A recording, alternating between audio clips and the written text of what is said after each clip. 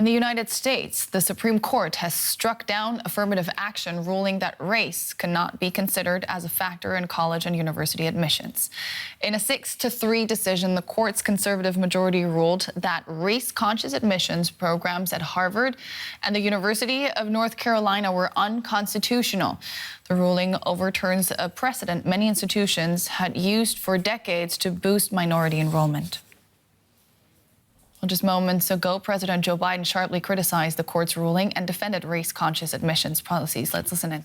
I believe our colleges are stronger when they're racially diverse. Our nation is stronger because we are tapping into the full range of talent in this nation.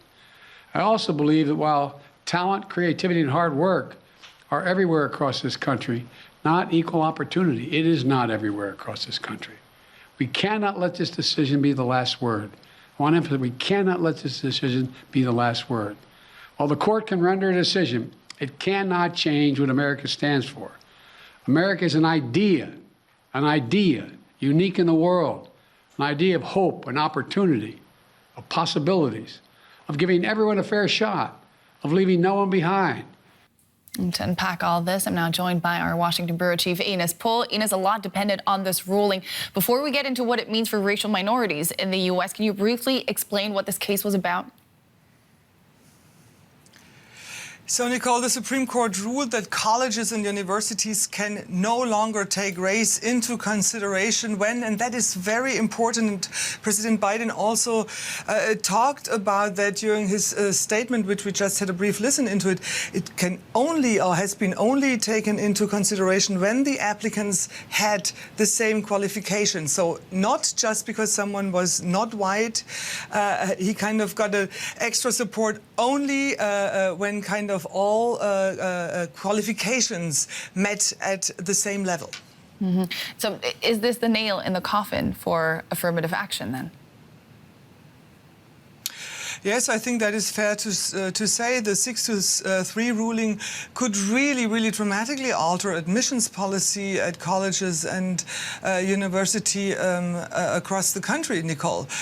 This ruling, and that's also something President Biden said, really ends a decades-long practice of affirmative action where universities could take race into account in order to improve diversity. You know, this affirmative action first was made its way into policy in the 60s, at a time when many schools were all white. And if I just can quote Justice Sonia Sotomayor, Nicole, for a minute, she's the first Latino justice on the court, and she really criticized this decision harshly. She said it would, and I quote her here, it would close the doors of opportunity to people across the nation, not only for universities and schools, but also for business and also for the military.